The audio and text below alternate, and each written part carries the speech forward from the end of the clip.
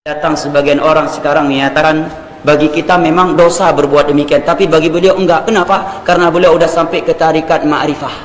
Kalau kita berdosa karena kita masih di tarikat syariah, ya, lebih tinggi dari syariah hakikah. Tapi beliau sudah tarikat ma'rifah. Apa yang beliau lakukan bagi kita dosa, tapi bagi beliau enggak dosa lagi karena sudah tarikat ma'rifah, sudah lepas dari beban syariat. Apa dalilnya? Allah berfirman dalam surat An-Naml, wa'bud rabbaka hatta ya'tiyakal yaqin.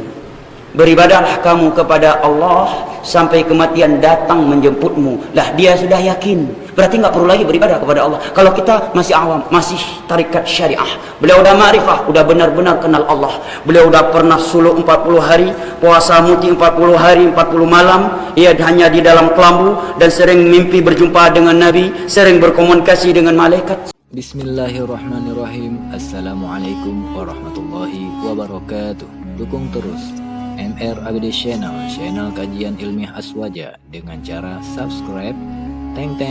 Jangan lupa tekan tombol loncengnya, karena menekan tombol lonceng gratis. Kita ringkas saja daripada masalah ini. Lihat, ada namanya ilmu yakin, kita harus belajar seperti ini.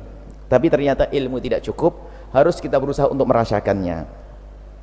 Kita merasakannya ilmu tadi, ilmu yang kita fahami selama ini, kenal Allah. Sebab banyak loh ya orang mempelajari ilmu tauhid tapi belum tentu menjadikan dia khusyuk sujud di tengah malam. Dia mungkin bisa menghafal 100 hujjah tentang adanya Allah, tapi belum tentu menjadikan dia menitikkan air mata waktu memohon kepada Allah. Berarti batasnya masih wilayah ilmu saja. Dan untuk membuktikan tiga hal ini, ada juga martabat yang selama ini dihadirkan oleh para ulama ahli tasawuf dengan istilah sangat terdekat di telinga kita, yaitu adalah istilah syariah, torekoh, sampai hakikat. Itu seiring syariah untuk memahami ilmu al-yakin tadi, torekoh mujahadah, berusaha bagaimana ilmu yang kita fahami tadi bisa kita rasakan lalu kita amalkan sampai derajat nanti hakikat. Kalau hakikat ini sudah puncak, tapi tidak bisa dipisahkan. Jadi kita harus, misalnya kalau melakukan sholat, itu harus tahu ilmunya sholat. Nggak sah orang melakukan sholat kecuali pakai ilmu sholat, syariatnya, ngerti wudhunya, ngerti menutup aurat, ngerti bacaannya. Itu namanya ilmunya, itu ilmu syariatnya. Kemudian torekohnya, kita melakukannya. Nggak cukup ilmu saja, tapi kita harus melakukannya. Dan di saat melakukannya, kita harus berusaha untuk kenal Allah khusyuk sampai hakikat. Nggak boleh setelah itu hakikat itu khusyuknya, nggak boleh diambil khusyuknya nggak pakai sholat. Itu kan orang lantur. Kenapa kamu sholat? Saya sudah sampai hakikat. Wah, ini kebeling ngeri ya. Hakikat itu adalah untuk memberi sifat kepada sholat yang dilakukannya. Khusyuk itu akan digunakan untuk menyifati sholat yang dilakukannya. Sholat yang dilakukan harus dibangun atas ilmu.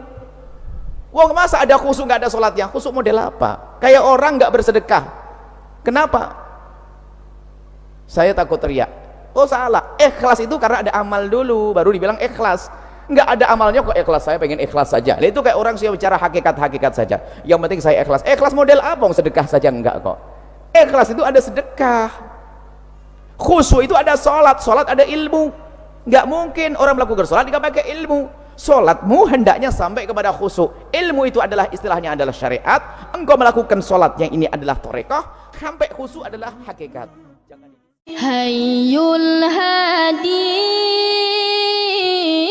bi ajmal dzikra